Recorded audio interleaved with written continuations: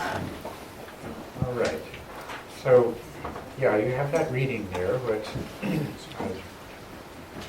I'd like you to read. And first thing I'm going to talk to you about is meditation object. And what I'd like you to do right now is just observe the sensations of the air moving in and out of your nostrils.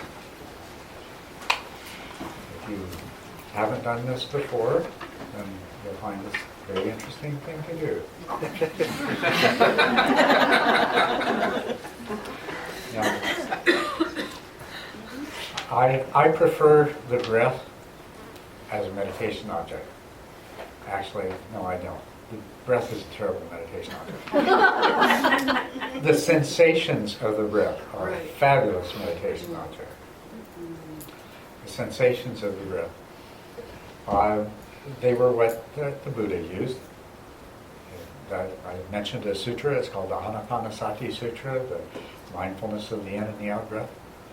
And in the other sutras where he speaks of meditation, mindfully he breathes in, mindfully he breathes out, he breathes in a long breath, he knows he breathes in a long breath, and so on and so forth.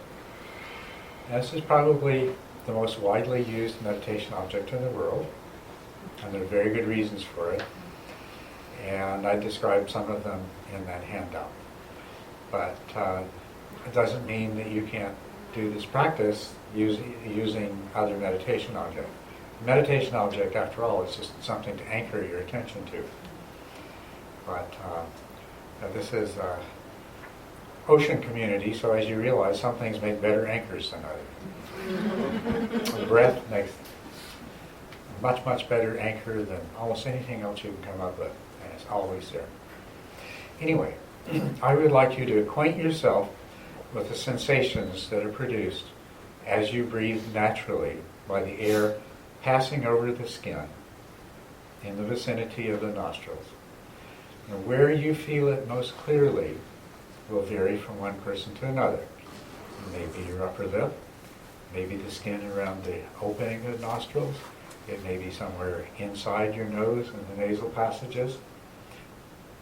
Your job is just to find where those sensations are most clearly discerned.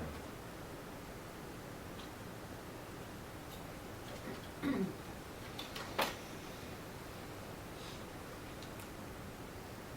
it may be a small area, no bigger than a pencil eraser, or it may be an area that's 2 inches across. It may be that you can feel the in-breath sensations more clearly in a slightly different location than where you feel the out-breath sensations. So then you would make the area that you focus your attention be one that encompasses both of those.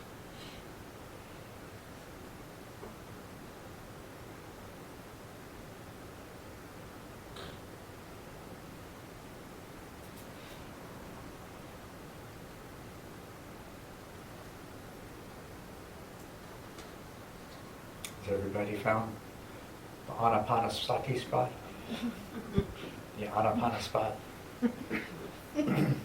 The sensations occurring there as you breathe naturally will be your meditation object to anchor your attention on. Is there anybody that's having difficulty finding that place? I don't feel it anywhere. Okay. Not on the surface. How about... Not on the surface. do you feel it internally? Inside your nose? Just the movement. Okay. Try at the abdomen. Can you feel the rising and falling of your abdomen as you breathe? Okay. You use that as your Anapana spot. Okay. Now remember, it's the sensations. Breath, air, nose, in, out, all these other things are fantasies made up by your mind. They may seem real, but the only thing that's real are those sensations. So that's what you want to pay attention to. Don't follow the breath out of your body, and don't follow the breath into your body, because that's more imagination. Just notice what's actually there.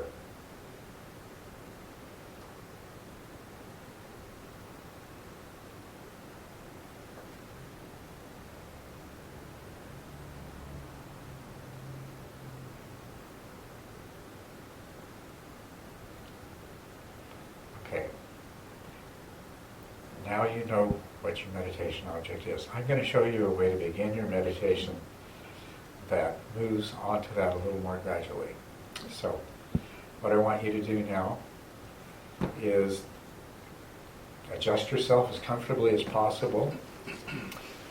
Close your eyes, or perhaps have your eyes unfocused on a neutral space in front of you if you're used to meditating with your eyes open. It's good to learn to meditate with your eyes open eventually. It's a great way to combat subtle dullness. But if you're not already used to meditating with your eyes open, do it with your eyes closed. You can learn to meditate with your eyes open later. Okay? And sit there with your eyes closed or else unfocused on a neutral point, and just allow yourself to be completely aware of your body and the sounds of vehicle driving by, anything to do with the five senses. If there are thoughts arising in your mind, don't pay attention to them, just let them be there. But let your attention freely roam over any sensations, anything to do with the present, here and now. And so for the next moment or two, just be present, here and now. If any thought tries to take you to the past or the future or somewhere else, bring yourself back to the present. Use bodily sensations, any other physical sensations to help anchor you in the present.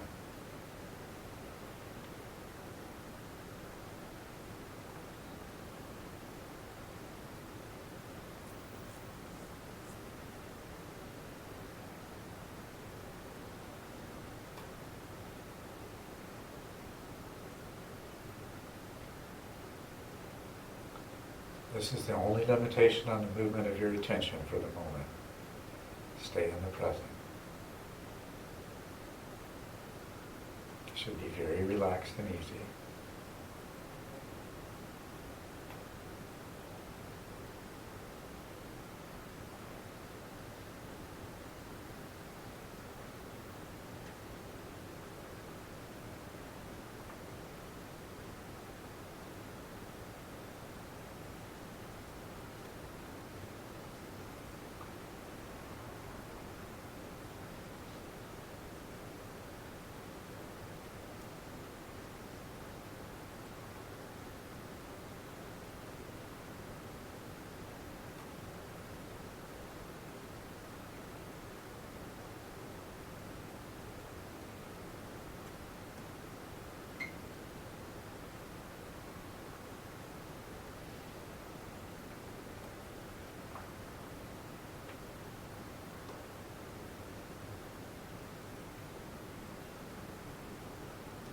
Now for the next step, confine the movements of your attention to sensations on or in your body.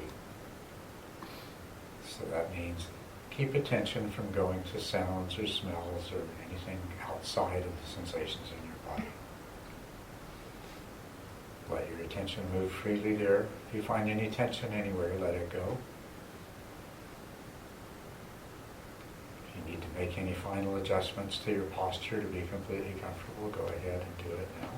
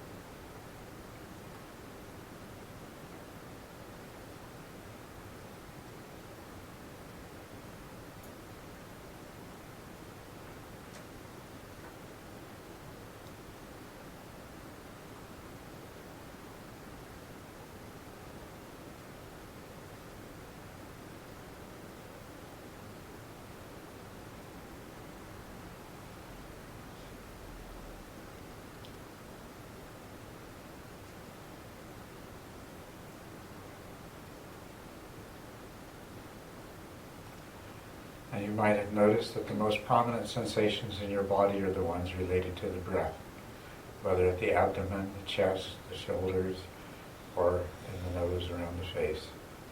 So confine your attention to those breath-related sensations. Explore any and all of them with your attention.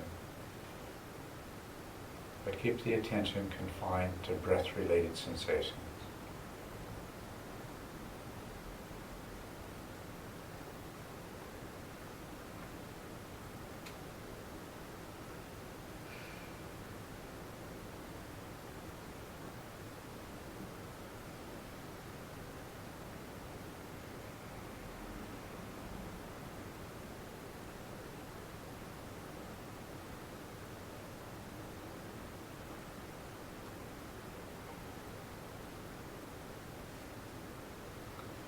And when I say your attention is confined to the breath-related sensations, let your awareness encompass anything and everything else. Don't try to shut anything out. It's only the movements of attention that you're restricting.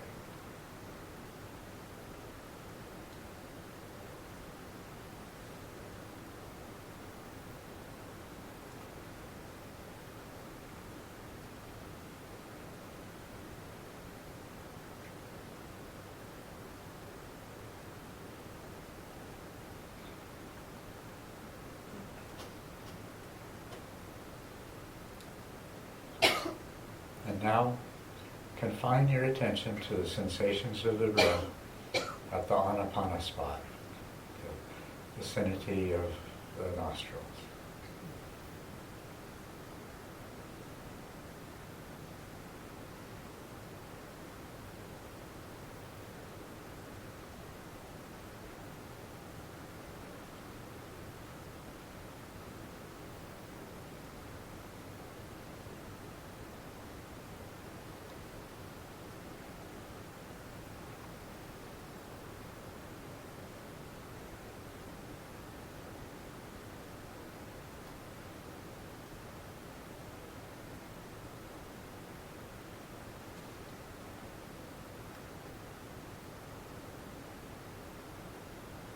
You might like to count 10 breaths.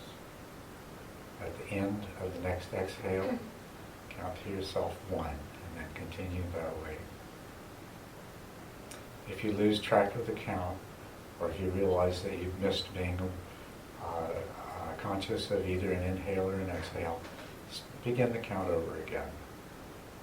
When you've reached 10 breaths that you've been able to follow continuously, continue to follow the breath without counting.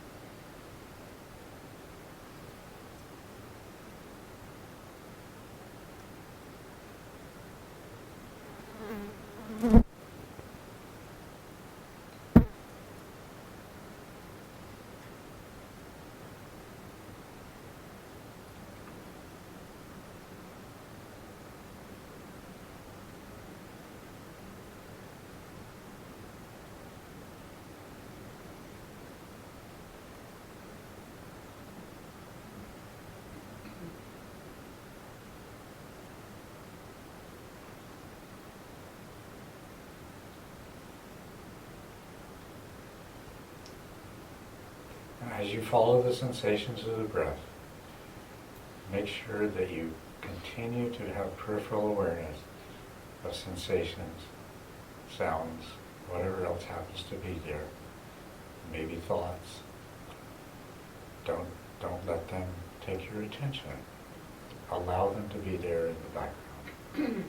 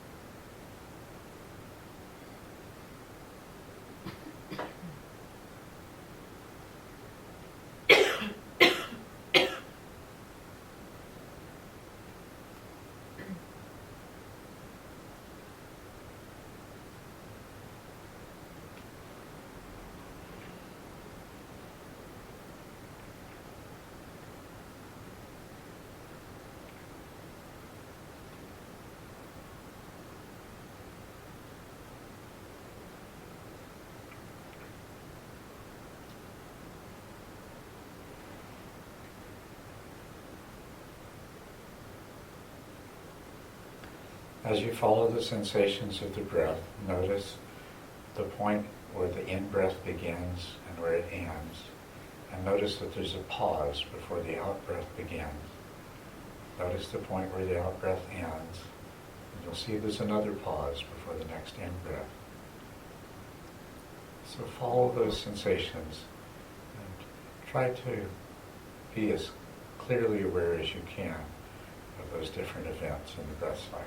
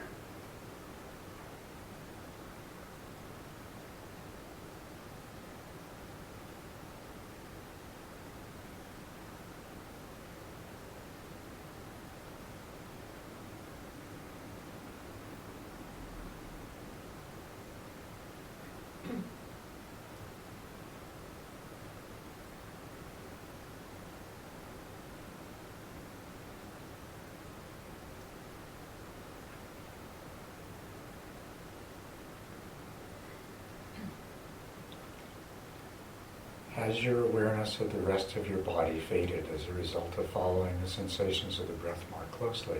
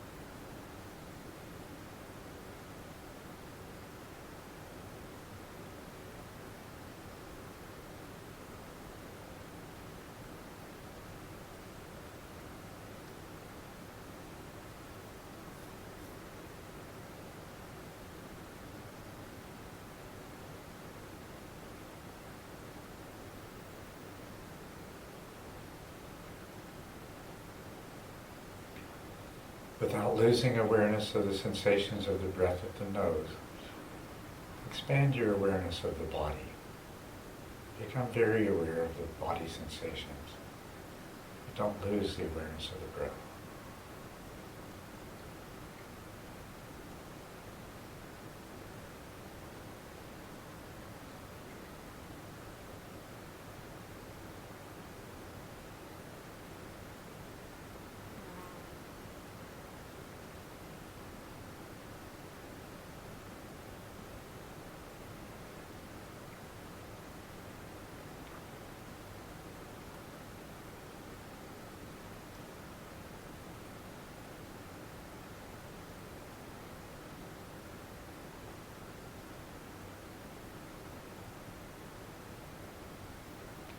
Now focus in more closely on the breath again, searching for the beginnings and the endings and the pauses.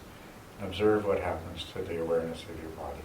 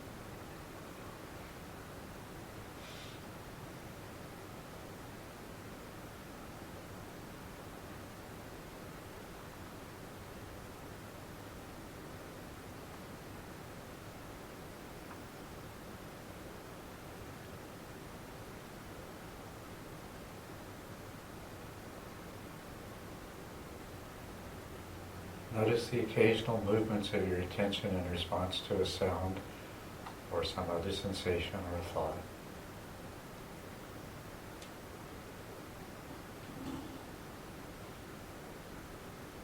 Just observe that behavior of the mind.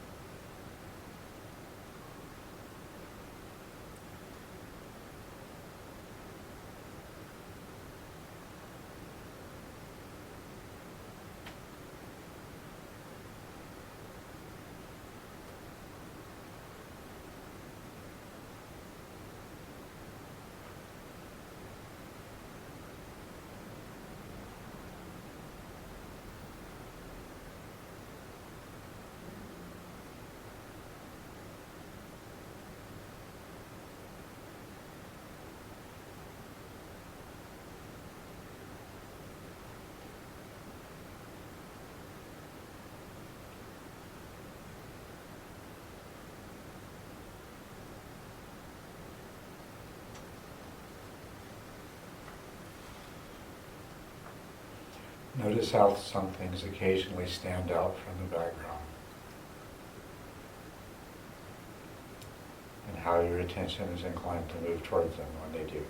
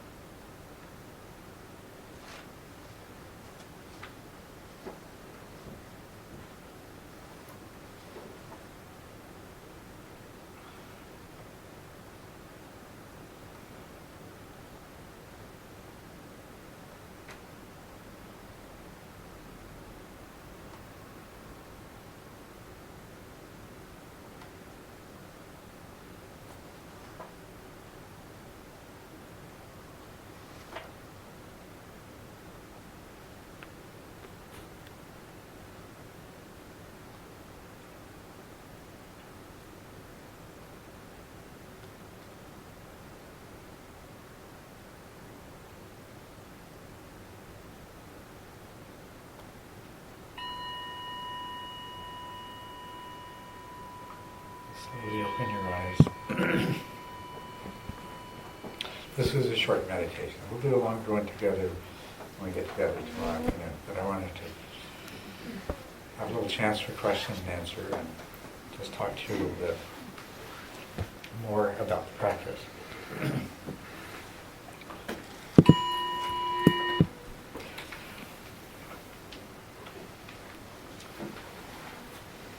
Does anybody have any comments about that brief experience? Yes? I understand what you're, when you were switching the focus from sort of being aware of what's going on with external things, whether it's your body sensation or noises, and then kind of switching that to a smaller focus of the Anapana area.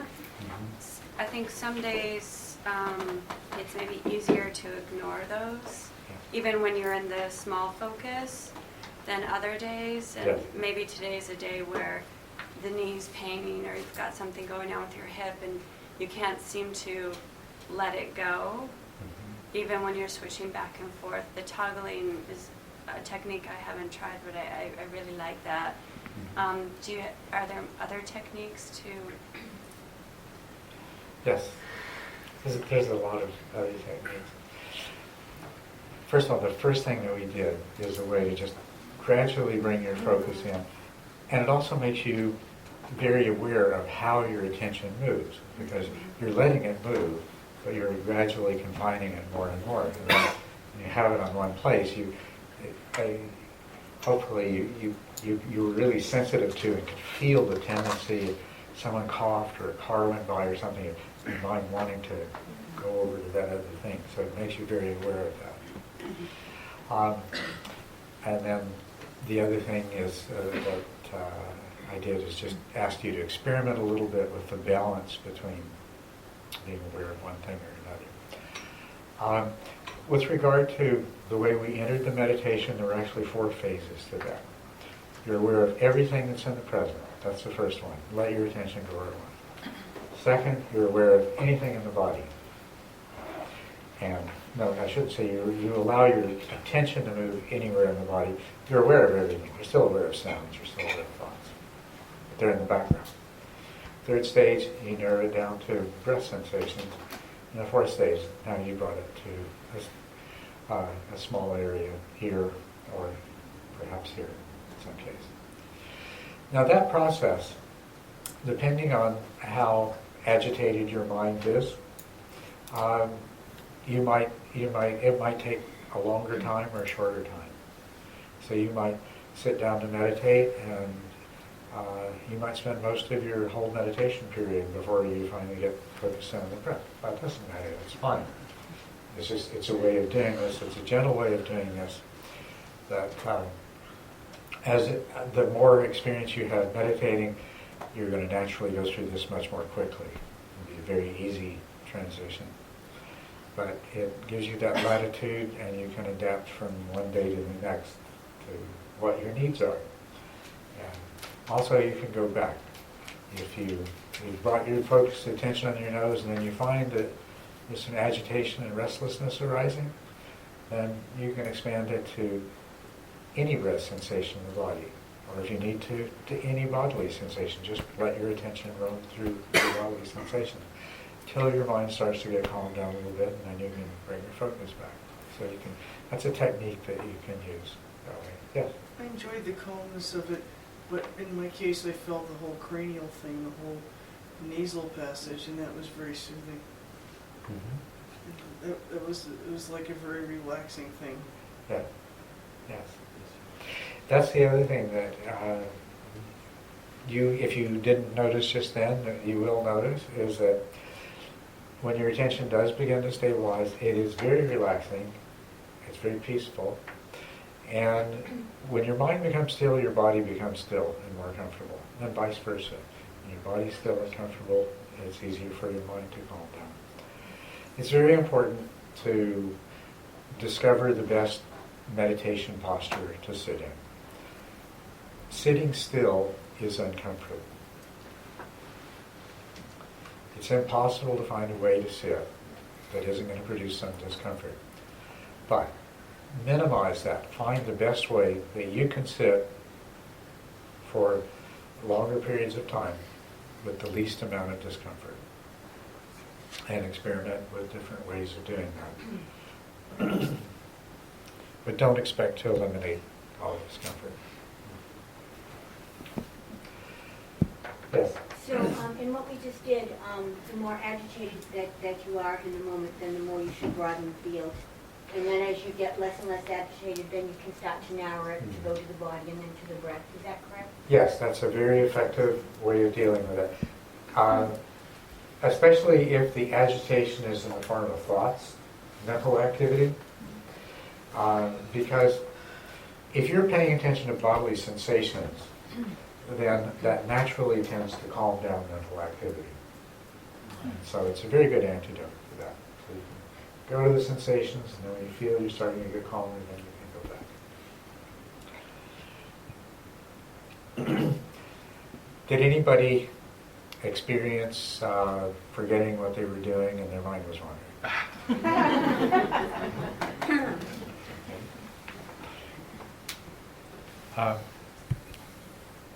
Let me just talk to you about this. As you noticed, you're focusing your breath, or you're focusing your attention on the sensations of the breath at the nose. You're aware of many things in your peripheral awareness. Some of those things tend to stand out a bit, right? The things that are in the background that are standing out from the background, we call those subtle distractions. They're distractions because they're not, they're trying to take your attention away from the meditation object. That's why we call them distractions. But so long as they remain in the background, just tempting the attention to move, we call them subtle distractions. Some of you may have had the experience that one of those subtle distractions displaced the awareness of the breath as the focus of attention. So now the breath was in the background and something else was the focus. As a matter of fact, that might have happened when I suggested to you to continue to be aware of the breath at the nose, but to shift the attention to the whole body. You might have found that the focus of your attention was body sensations and the breath was in the background. Okay. Anytime a distraction comes up and becomes strong enough that it displaces the meditation object from the focus of attention, so that the meditation object is still there, you're still aware of it, but it's now in the background, then we call it a gross distraction. So there's a tendency for subtle distractions to become gross distractions. Now, when you have a gross distraction, when you're paying attention to a thought or a pain in your knee and the breath is now in the background, the longer you stay on it, and some distractions are more potent than others, so this can happen much more quickly with some than others. Sooner or later, what's going to happen is the awareness of the breath is going to fade entirely from the background. And at that point, you are going to forget about the breath. You're going to forget what you intended to be doing. So that's called forgetting. The subtle distractions become gross distractions. Gross distractions cause forgetting. When you've forgotten, your mind is now preoccupied with what was a gross distraction. Now it's the focus of your attention. It's only the focus of your attention. Now, what will happen then is that as this goes on, the mind will tire of that and find something else, or else, whatever it was, will cause you to think of something else, and the mind will go to the next thing. And from there, by association, we'll go to something else. And it'll get tired of that, and it'll find something else. And that's called mind wandering. Okay? So, forgetting leads to mind wandering. Your mind, when you say your mind has wandered, is when it's abandoned what took you away from the meditation object and moved on to something else, and it's making its journey through all kinds of things. That's mind wandering. The next thing that happens, sooner or later, you're going to suddenly realize that you're not doing what you intended to do. Now, this is the most crucial event. Until it ceases to occur, this is the most crucial event that's going to happen in your meditation. Not that you forgot, not that you mind wandered. Don't worry about that. That happens. What is important is that you realized that it happened. You awoke to the present moment. Did any of you have that experience where you realize, and it's like waking up. It's like, oh, yes. If you compare the quality of your mind in that moment to what it was just a few seconds before when you were lost in that thought, you are distinctly more awake, aware, totally present. And it's good. It feels good. It's delightful. If you notice the quality of that moment, I think you can honestly say, that's how I'd like to be all the time. Okay? And that's what's important. To recognize that, appreciate that, savor that. And then, once you've fully appreciated the fact that you've come back to the present moment, you've awoken, gently bring your attention back to the breath. And try to retain that sense of being present for as long as you can. You'll lose it again, but try to sustain it as long as you can. Now, that event where you realized that you weren't doing what you intended to do, did you do that on purpose? Did you do that? Did you make it happen? No. It's a great example of a totally unconscious process that you have absolutely no control over. You cannot make it happen. It's the one thing you most want to happen. You want it to happen as soon as possible and as often as possible, but you have no control over it. Yeah? I find sometimes if I can't get my mind off something, I'm trying to go to sleep, I can't get my mind off something. Focusing on my breathing helps me get my mind off it. And just focusing on the sound of my breathing and the sensations. Sometimes that'll just help me go to sleep quicker. Yes, and that's a nice feeling. That is that same principle that I was talking about a moment ago. If you put your attention on bodily sensations, then mental activity calms down, quiets down. That reminded me of sometime, there were a couple of times I had some dental work done and they gave me nitrous oxide as the total, and you could feel the breathing. And in the breathing, as I was feeling the breathing, I felt like I was going in circles, like in a tunnel. And then when I had my eyes closed, I could see the dentist put restraints on my feet so I wouldn't fall. But I could feel the breathing, and the breathing had like a sound, kind of a metallic sound and a spinning sensation. Yeah. Yeah. That's interesting. I'm not sure what it, I'm not sure if you were trying to make a point or something. It was just kind of an interesting... Oh, just an interesting observation. Oh, thank you. Let me go back to what I was saying. I was getting to something here. I'm sorry. That this event of realizing that you weren't doing what you intended is something that's not under your conscious control. That is something you can influence. I said that what you're going to do is you're going to use your conscious mind to train your unconscious mind. That's an unconscious mechanism. And you're going to train it through positive reinforcement. When it happens, you're going to notice, you're going to appreciate, you're going to enjoy, you're going to congratulate yourself, pat yourself on it, whatever it takes to positively reinforce that.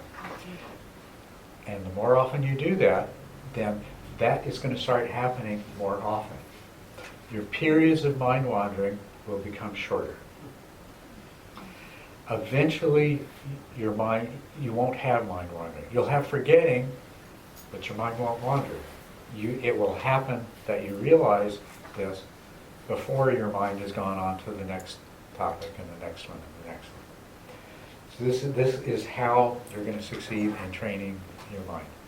Is by positively reinforcing this good, desirable thing that's happened. And it will respond very strongly. The worst thing that you can do is when you realize that your mind's been wandering and say, not again. Because that's negative reinforcement. And the forgetting happened a long time ago. What just happened was the good thing. And if you have a negative reaction, you're doing exactly the wrong thing. You're negatively reinforcing the positive event. Not to mention the fact that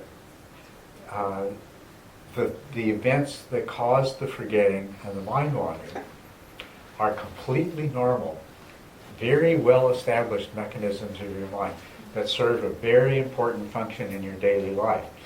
You are not going, even if you could make the negative reinforcement coincide with the event, it's going to be very, very difficult to train the mind through negative reinforcement to stop doing something that is so completely natural that it's been doing your whole life and that serves an important purpose. So there is no place in this process for feeling bad about the fact that something completely natural has happened. So practice letting go of all of those kinds of feelings. Focus on the good event that happened. Reinforce that positively so it's going to happen more readily in the future. Yes? Master Yates, I'm sure that you probably have already gone over this, but if you could indulge me, there are times in my meditation where I feel as if I cease breathing. Now, is that the same thing as this forgetting? No, totally different. Forgetting is forgetting what you're doing. Forgetting is where you've lost the breath because your mind has wound on to something else. What you're talking about, especially as your concentration becomes deeper, you become more focused, your breathing will become very shallow. And sometimes it can become so shallow that it's difficult to continue to follow the breath. Now, as you go along, if you practice properly, your perceptual acuity gets greater and greater and greater. It will become so strong that even when your breath is barely perceptible, the sensations are so intense, you almost can't stand them. But between now and when that happens, there will be periods where your breath becomes very shallow. You don't have sufficient perceptual acuity to still detect them. So the best thing to do, the best way to approach this, usually there's still some sensation that you can pick up. It may be only the beginning of the in-breath. If what you do is you're aware of the beginning of the in-breath and you continue to search for the remaining sensations of the rest of the breath cycle until the beginning of the next in-breath makes itself apparent, you're going to have a fantastic meditation. That's going to really engage the mind because it's not as easy as it was before. And so you're going to be more fully engaged and you're going to stay with it more easily. And it's going to have the effect of sharpening up your awareness. So that's the way to deal with that. And it's not forgetting. No, it's just it's a normal process. In a sense, you could regard it as a good indication that you're reaching a high degree of stability in your focus. Thank you. Yeah. So I've been told that when one meditates, your spine should be straight and you should stay as still as possible. And as I'm meditating and I can feel my posture slouching, but I'm trying to stay still, is there anything not beneficial about, as you're inhaling, just being aware of your posture and straightening yourself back up, or should you just let yourself continue to slouch? No. Well, if you become aware that you're starting to slouch forward, and that does happen, at the moment you become aware of it, then very intentionally just straighten yourself back up again. And as often as you notice that, do the same thing. There's no problem with that.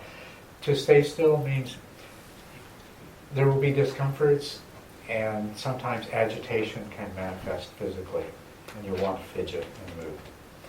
And that's what we mean. But don't succumb to that until, a pain may become intense enough that you have to move. And when it becomes intense enough that there is no choice, well then go ahead and move. Move with complete mindfulness.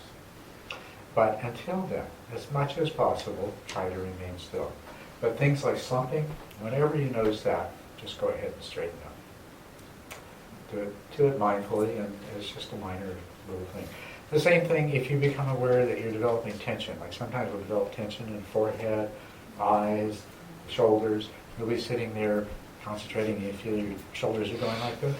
As soon as you realize that that's happening, let it go. Just relax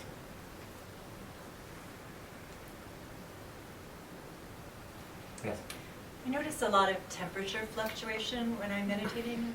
I often can get really very cold or more usually pretty hot. Mm-hmm. What is that?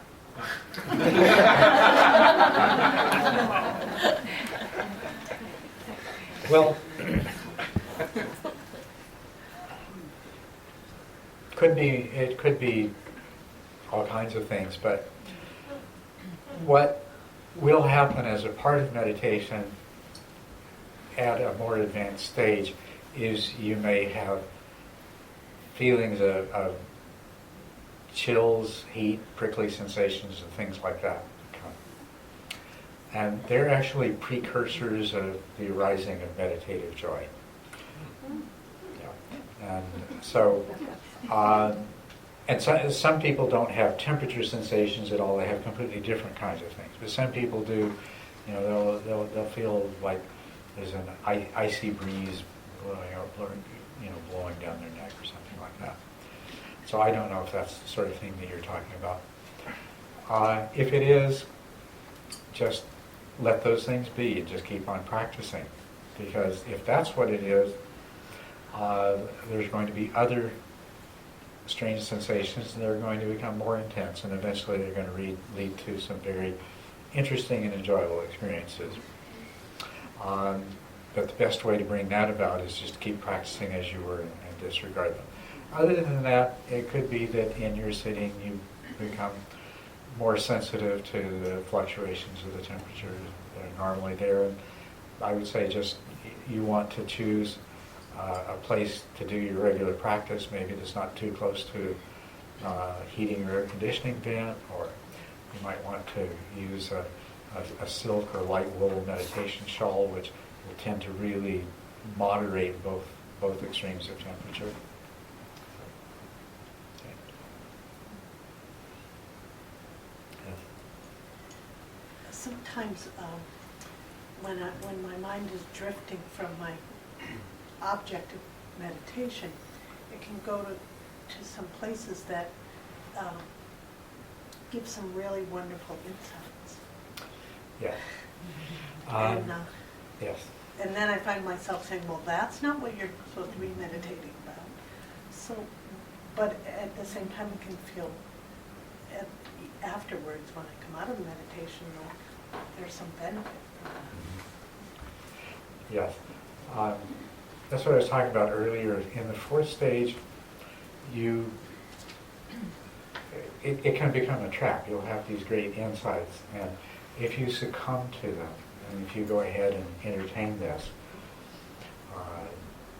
then when you sort of finish with it, you'll have this feeling like you want more, and your mind will go looking for something else, and it'll find something else. And if you do that once, then the next day your mind will do the same thing, and the next day, until your meditations deteriorate into this kind of analytical, insight-seeking activity. What's really interesting, if you notice the content of that, is in the beginning they were really wonderful, valuable, useful insights. But as you go along, they come to be the most trivial, trite, meaningless junk. So the thing to do with that is when something comes up that seems really good and really brilliant, and make a careful note of it, put it in your mental pocket, say, okay, I'm going to come back to that later. If it's really worth paying attention to, it'll still be there later. Okay? But it is the meditation practice that's giving you the clarity that allows these kinds of insights to come. And that's what you want to continue doing, because you can entertain those insights. There's a lot of other opportunities. As a matter of fact, if it happens very often and they're a very useful thing, what I would suggest is that you set aside a separate period of time for doing analytical meditations. You sit down, do the breath meditation until your mind gets calm and clear, and then intentionally bring that up and think about it. But it is a completely separate practice, so you don't mix the two.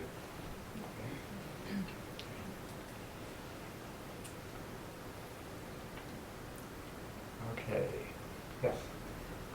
I just, wasn't familiar with the differentiation of the focus of attention and the peripheral attention. I never, I guess, heard it said exactly that way.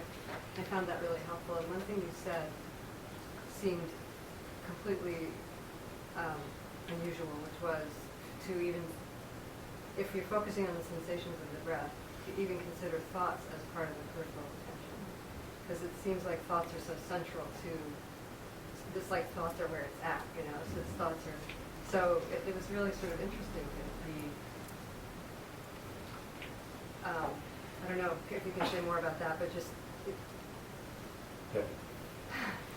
Yes, it's a very important thing. I think you'll find an extremely useful tool.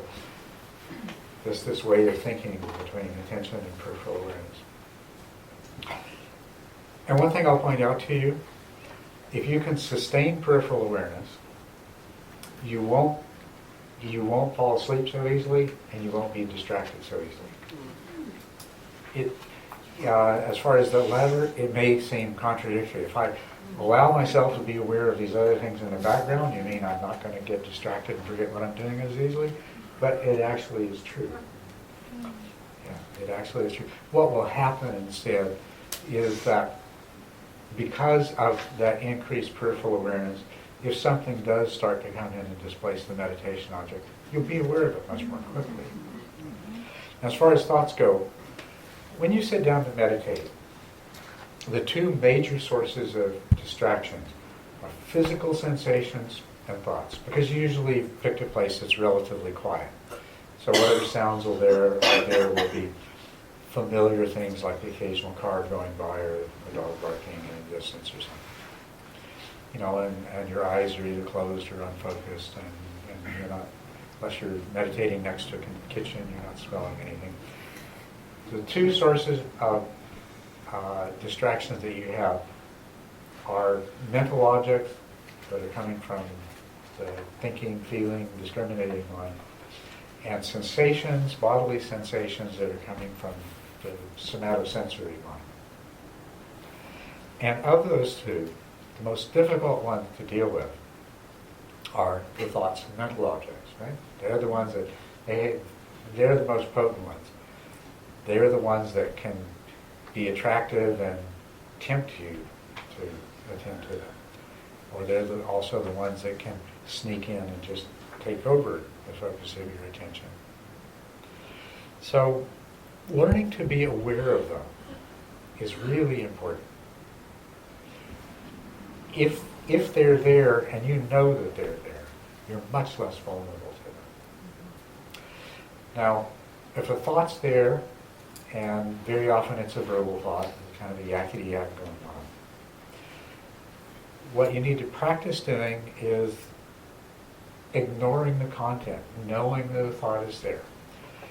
Sometimes it's helpful, if it's really trying to draw you in, it's helpful to give that thought a label, because by giving it a label, it actually involves a different mental process to label a thought as it does to become caught in the thought. So labeling the thought is a way to help insulate yourself from its effect in drawing you away.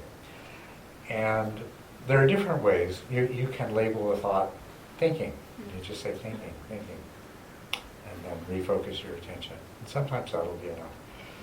Or remembering, or something like that.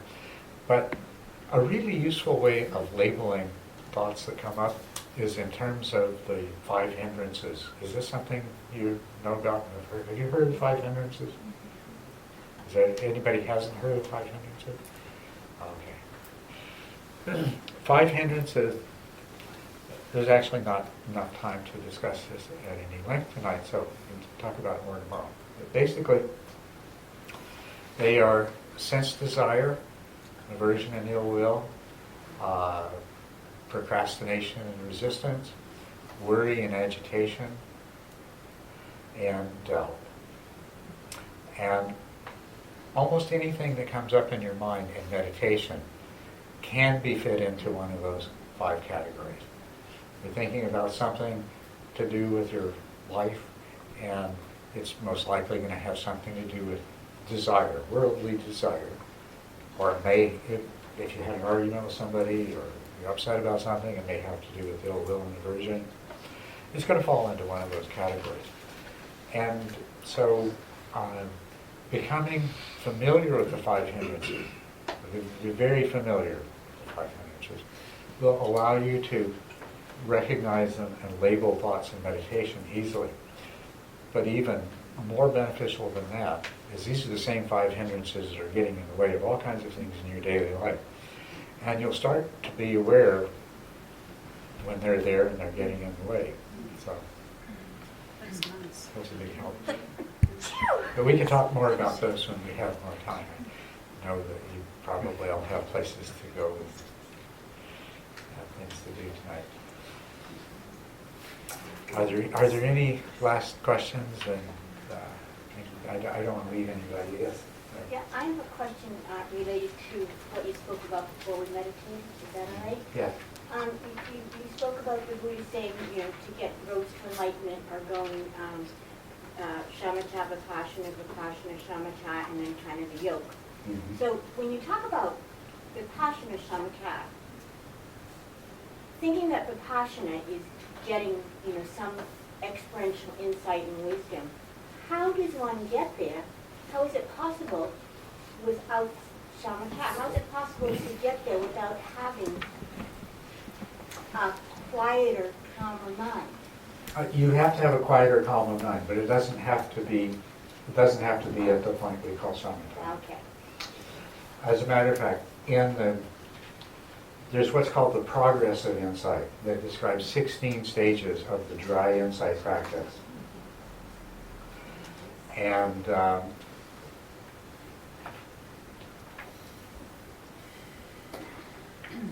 the true beginning of insight is said to be at a stage called the arising and passing away. That's where you have enough concentration that you can be aware of the individual arising and passing away of things. At that point, you have enough concentration that you'll have piti, you'll have meditative joy arises, you'll experience tranquility and equanimity, not fully developed, but these in its preliminary forms. And in the dry insight practice, these are called the defilements of insight. Because if at that point you've developed enough concentration to have these arise, it can be very tempting to say to yourself, oh, this is it, I've succeeded, I'm enlightened now, I'm quit. You have to have that degree of concentration. That's not samatha yet, but you have to have that degree of concentration before true insight will arise. What follows the knowledge of arising and passing away is what's called knowledge of dissolution. Dissolution, dissolving. Because your mind has become really sharp, and of course in this practice, your mind is moving quickly. You've trained it in such a way that it's hitting on everything that happens, and it's labeling or noticing everything that happens. And so at that point, you'll begin to see that every phenomenon disappears, and including every mental phenomenon. Your knowing of an object disappears, and so that's called knowledge of dissolution. And that's the first of the insights that leads to understanding of impermanence. After you've had experience of all these insights, and you get through, then toward the end of the process, then you have the knowledge of equanimity towards formations. And that's the samatha. So you actually you cannot do insight without a minimum level of concentration, which corresponds to about stage 6 in the development of samatha. So insight can start with that much concentration, but that insight cannot mature into enlightenment until you've experienced the 10th stage of samatha. Thank you.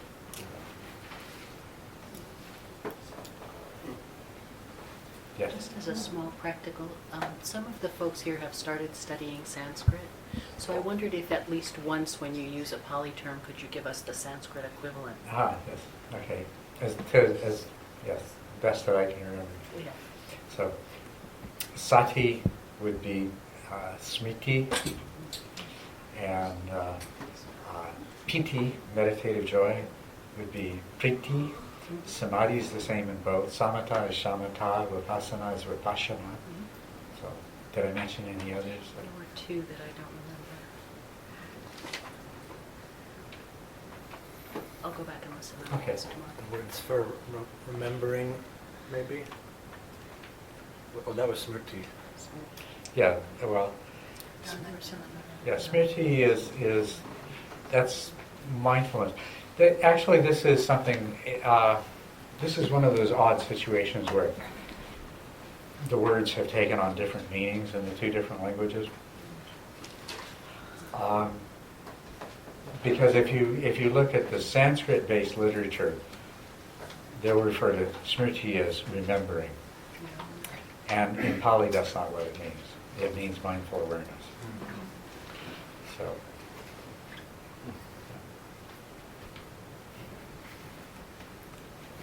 Yes. Would you like to rest now?